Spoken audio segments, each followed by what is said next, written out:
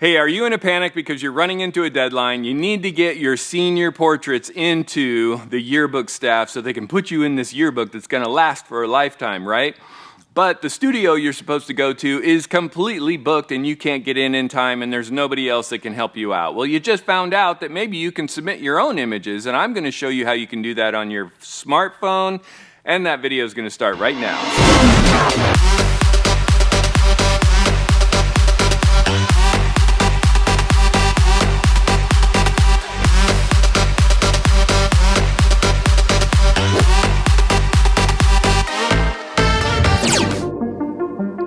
Hey everybody, my name is Sean Seymour and I own a photography studio in Sacramento, California, and today I'm going to talk about how you can do senior portraits with your smartphone. Now I know a lot of you are probably thinking, hey Sean, you offer senior portraits. Why would you show somebody how to shoot senior portraits on their iPhone? Well, here's what's happening in my neck of the woods.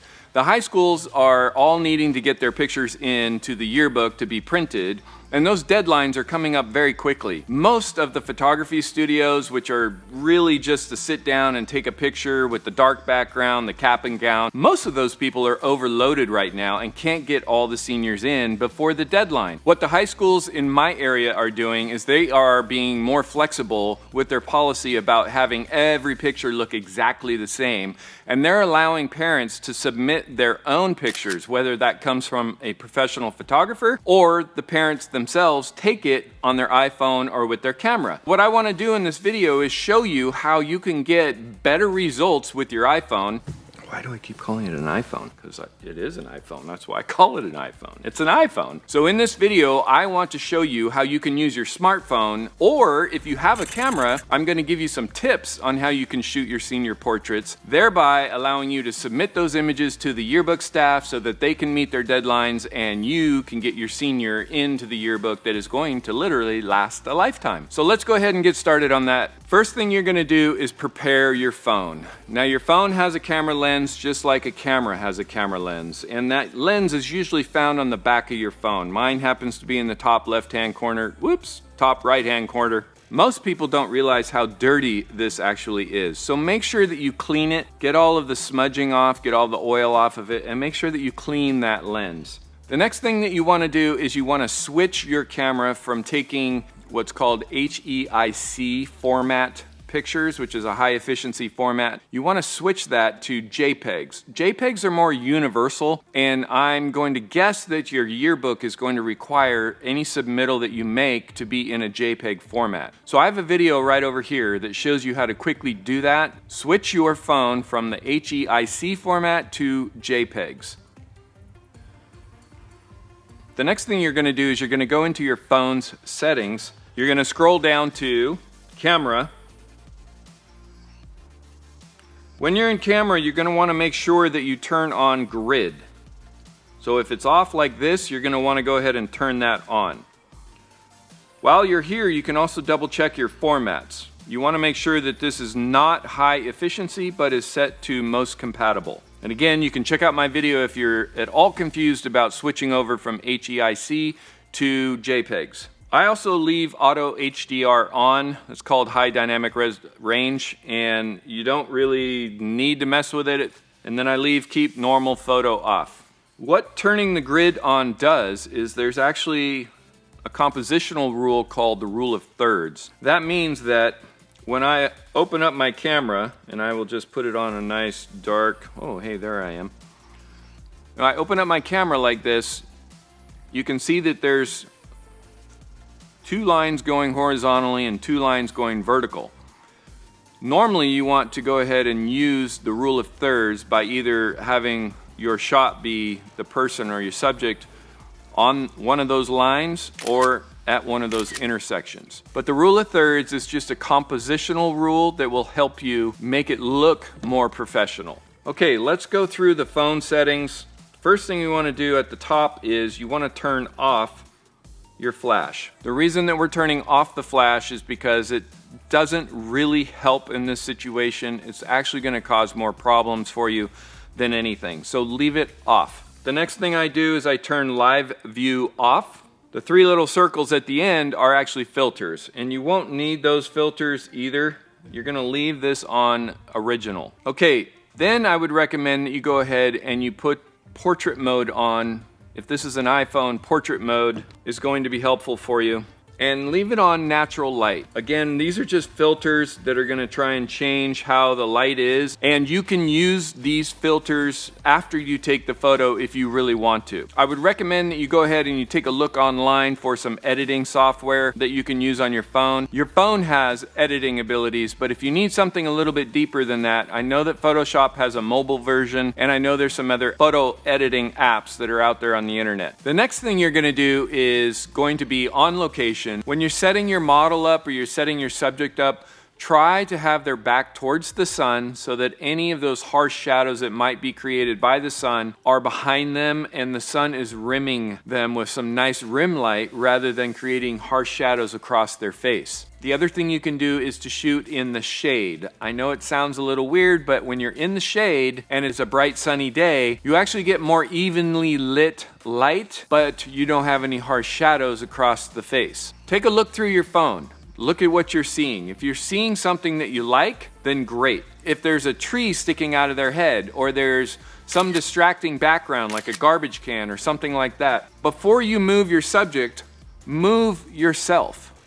You would be surprised how just sliding a little bit to one side or the other actually changes the whole photograph and removes some of that distracting stuff in the background. You can also hide some of that background distraction with your model. So just by moving yourself a little bit from one side to the other or up and down, or maybe just scooch your model a little bit one direction or the other, you'll actually be able to hide things like garbage cans right behind them. And even though you know it's in the background, it won't show up in the image. When you're taking pictures with your phone and your subject's back is to the sun, make sure that your camera doesn't have the lens being hit directly by sunlight. That will cause flare, and you don't want flare in these kind of pictures. These lenses are really not meant to handle that, and so what happens is you get streaks of light that actually are just going to destroy your image. One of the things you want to make sure you do when you're shooting with your phone is you want to frame your subject as if it was going to be the final image. You can see from this photo that Emma is not really filling the frame. Don't shoot loose or shoot with a lot of space around your subject, because zooming in or cropping in with your phone is not really a good idea. Your phone doesn't have as much resolution as the professional photographer's camera, so you're gonna wanna make sure to fill the whole frame with your subject. You can try to handhold your phone while you're taking images, click, click, click, but here's a suggestion that's gonna help you a whole bunch with making your images look like a pro, and that is to try and use a tripod. For those of you that aren't sure what a tripod is, it's just one of these little gadgets like this. If you happen to have one laying around the house, that is going to be great. Number one suggestion for you is try to get your phone as steady as possible, because even though to us it looks like the images are really crisp and clean and the area has lots of light, a lot of times the phone is actually taking these images at a pretty low shutter speed. So in order to help the movement of the phone, you can put it on a tripod. How do I recommend you do that? I suggest you get some sort of a little bit of a little phone holder. Now if I take my phone and I slide it in to this phone holder and then tighten it down, when I do this I want to make sure that my camera is free and clear on the outside here so there's no obstruction, and then this phone holder attaches directly to my tripod, and that will allow me to put my tripod down on the ground, compose the shot the way that I want it, and then take the image. Many people like taking senior portraits at either sunrise or sunset. Keep that in mind, that sunrise and sunset are usually considered to be fairly low light situations. Putting your phone on a tripod or something that can help stabilize it is going to be key for these kind of shots that are happening either at sunrise or sunset. If you don't have a tripod and you can't borrow one from someone, then the next thing you want to do is use burst mode on your phone. And on an iPhone, the way you use burst mode is you press and hold the shutter button. And what you'll hear is something like this. As long as it's not on vibrate. As long as it's no longer connected to some sort of Bluetooth speaker in the room. Let's try this. There we go. And then you'll probably get an error message like this because you haven't touched your phone in a long, long time.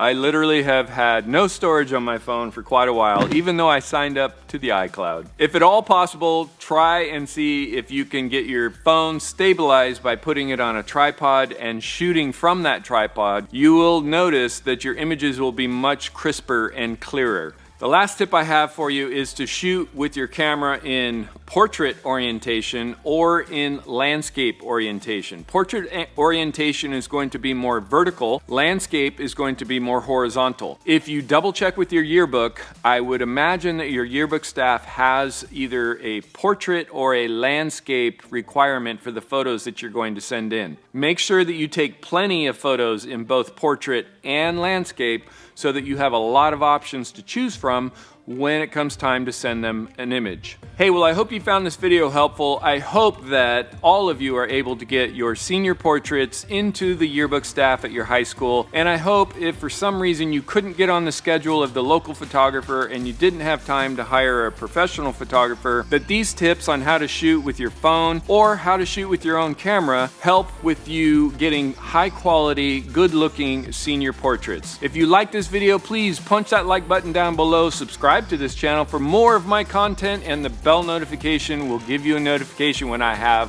another video coming out. In the meantime, take lots of portraits with your phone. Keep it simple, my friend.